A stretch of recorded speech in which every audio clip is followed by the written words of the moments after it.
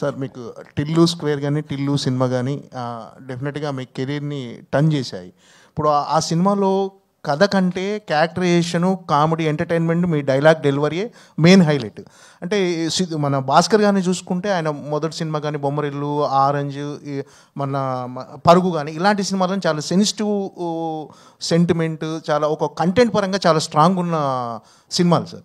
So ఈ సినిమాలు అంటే ఈ సినిమాలతో మీ గత సినిమాలతో పోల్చుకుంటే ఈ సినిమాలో కంటెంట్ ఎలా ఉండబోతుంది? మీరు భాస్కర్ గారి స్టైల్కి అడాప్ట్ అయ్యారా, మీ స్టైల్కి భాస్కర్ గారు వచ్చారా? డెఫినెట్లీ భాస్కర్ గారి స్టైల్కి నేను అడాప్ట్ అయ్యానండి. ఎందుకంటే ఒక సినిమా తీసే బ్రెయిన్ ఒకటి ఉంటుంది, ఆ బ్రెయిన్లో నడుస్తుందే సినిమా. ఆబ్వియస్లీ ఇంప్రవైజేషన్స్ అవన్నీ జరుగుతాయి. అంటే సార్ ఇప్పుడు కొన్ని సినిమాలు క్యారెక్టర్ డ్రివెన్ ఉంటాయి సార్, కొన్ని సినిమాలు ప్లాట్ డ్రివెన్ ఉంటాయి, కొన్ని సినిమాలు ఈవెంట్ డ్రివెన్ ఉంటాయి. ఇది ప్లాట్ డ్రివెన్ ఫిల్మ్ అండి ఇది. బట్ జాక్ అనేవాడి చుట్టూ ఏం జరుగుతుంది, జాక్ అనేవాడు ఒక సిచ్యువేషన్లోకి ఎలా వెళ్ళి పడుతున్నాడు, అది that is how the film unfolds.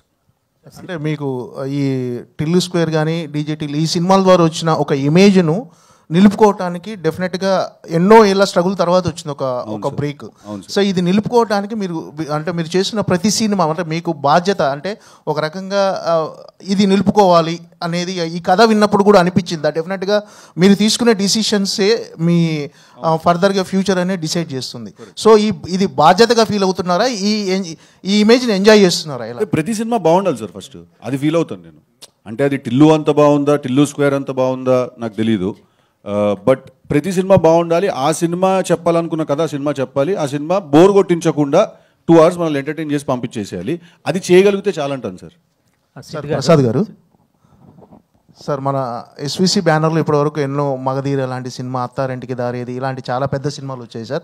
మన బ్యానర్ నుంచి చాలామంది హీరోలు డెఫినెట్గా పెద్ద హీరోలు అందరూ చేశారు, ఇప్పుడున్న యూత్ హీరోలతో కూడా చేస్తున్నారు. సో బ్యానర్లో మళ్ళీ అంటే మన బ్యాన్ నుంచి రాజమౌళి గారు కానీ, సుకుమార్ గారు కానీ పెద్ద పెద్ద డైరెక్టర్లతో సినిమాలు చేశారు. నెక్స్ట్ ఒక బిగ్ ప్రాజెక్ట్ ఏది ఉండబోతుంది మన బ్యానర్లో? సక్సెస్ అయిన ప్రతి సినిమా కూడా బిగ్ ప్రాజెక్టే. మన విరూపాక్ష కూడా బిగ్ ప్రాజెక్టే. ఇది కూడా అవ్వచ్చు రేపు. ఏదైనా హిట్ సినిమా హీరోలు అంటారా, పెద్ద హీరోలు అని చిన్న హీరో సక్సెస్ అంతే, దాని తర్వాత సిద్ధు గారు యాక్చువల్గా మీరు ఇప్పటివరకు చేసిన హీరోయిన్స్ వేరు, ఈ అమ్మాయి వేరు, వైష్ణవి. సో తనతో చేస్తున్నప్పుడు అంటే యాక్టింగ్ పరంగా, అంటే ఆమె కూడా పర్ఫార్మెన్స్ పరంగానే లాస్ట్ టైం బేబీ సినిమాకి అమ్మాయి బ్యాక్ బోన్ అయింది. సో పర్ఫార్మెన్స్ పరంగా మీరు ఎలాంటి ఛాలెంజెస్ తీసుకున్నారు? సిద్ధుతో చేస్తున్నప్పుడు మీరు ఎలా తీసుకున్నారు ఆ ఛాలెంజ్? ఇప్పుడు ఐ ఫీల్ దట్ స్క్రీన్ మీద ఒక పేరు ఎప్పుడైనా బాగుంది అని అనిపిస్తుందండి మీకు. మనం అందరం ఏమంటామంటే ఇద్దరు కెమిస్ట్రీ చాలా బాగుంది, ఇద్దరు పేరు చాలా బాగుంది చూడడానికి అంటారు కదా. దానికి కోర్ రీజన్ ఏంటంటే సార్ ఇద్దరికి యాక్టింగ్ వచ్చి బేసిక్గా అంతే సార్, ఇంకేం లేదు. ఎందుకంటే నాకు శ్రద్ధా శ్రీనాథ్కి కృష్ణ లీలాలో సూపర్ కెమిస్ట్రీ ఉందన్నారు చాలామంది. నార్మల్గా ఆఫ్ స్క్రీన్ మీరు మా ఇద్దరిని చూస్తే మేము ఇద్దరు అసలు వీళ్ళిద్దరి మధ్యలో నిజంగానే అంత కెమిస్ట్రీ ఉందని అనిపిస్తుంది మీకు. సో ఒక ఇద్దరి మధ్యలో కెమిస్ట్రీ ఉందంటే అర్థం ఏంటంటే వాళ్ళిద్దరు మంచి యాక్టర్లు అని అర్థం. సో మీరు బేబీకి అమ్మాయి బ్యాక్ బోన్ అన్నారు కదా, మీరు చూస్తారు రేపు జాక్ కూడా అమ్మాయి బ్యాక్ బోన్. మీరు చూస్తే సినిమాలో అమ్మాయి క్యారెక్టరైజేషన్, ఆ అమ్మాయి క్యారెక్టర్కి ఉన్న రేంజ్ అదంతా చూస్తే ఈ సినిమాకి కూడా she will be a back bone. నేను మస్తు చెప్పిన నీ గురించి, నువ్వు బాయ్.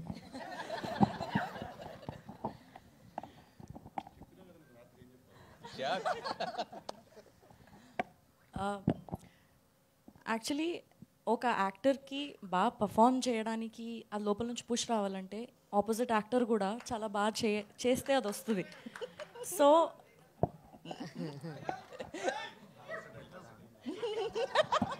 వర్సటైల్ యాక్టర్ అండి.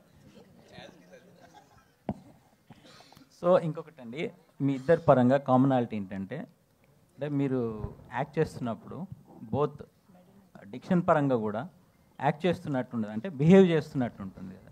సో అది కొంచెం మీ ఇద్దరికి వర్కౌట్ అయిందండి, అంటే తనకు కానీ మీకు కానీ. అంటే మీరు డైలెక్ట్ అంటున్నారు, బేసికలీ స్లాంగ్ అంటారు.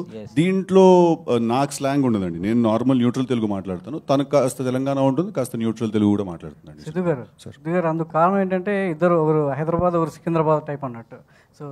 సో ఓల్డ్ సిటీ ఒక న్యూ సిటీ టైప్లో సో ఇద్దరు కాంబినేషన్ ఎలా ఉండబోతుందో సో జాక్లో చూడబోతున్నామని అర్థమవుతుంది. సో నైస్ సాంగ్, చాలా బాగుంది. ఇప్పటివరకు కేవలం నెక్లెస్ రోడ్ మాత్రమే తెలుసు, ఈ పాట ద్వారా ఇంకా చాలా స్పాట్లు ఎత్తుకోవడానికి రెడీ అవుతున్నట్టున్నారు.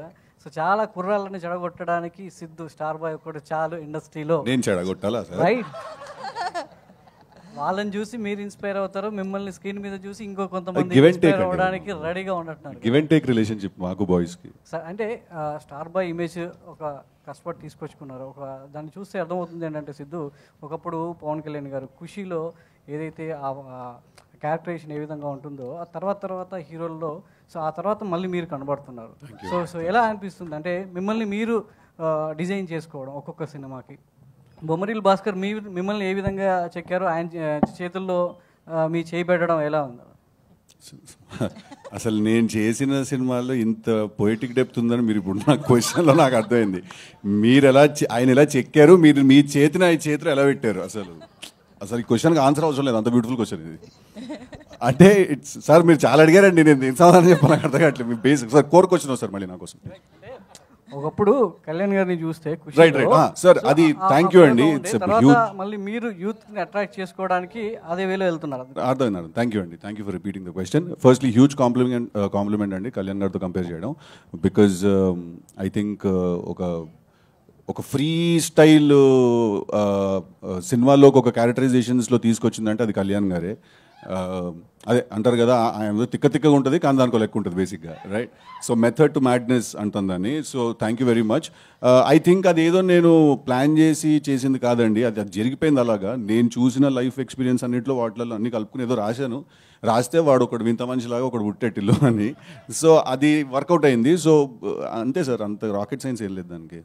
సిద్ధు గారు పాబ్లో నెరూడా, ఎస్ సార్. అది పేరా అండి? ఏంటి అది?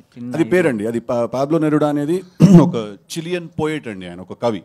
సో హీరో వాళ్ళ మదర్ పెడుతుందండి తనకు ఆ పేరు, దట్ నువ్వు అంత పైకి వెళ్ళాలి జీవితంలో అనే ఒక కాన్సెప్ట్. సనారే గారు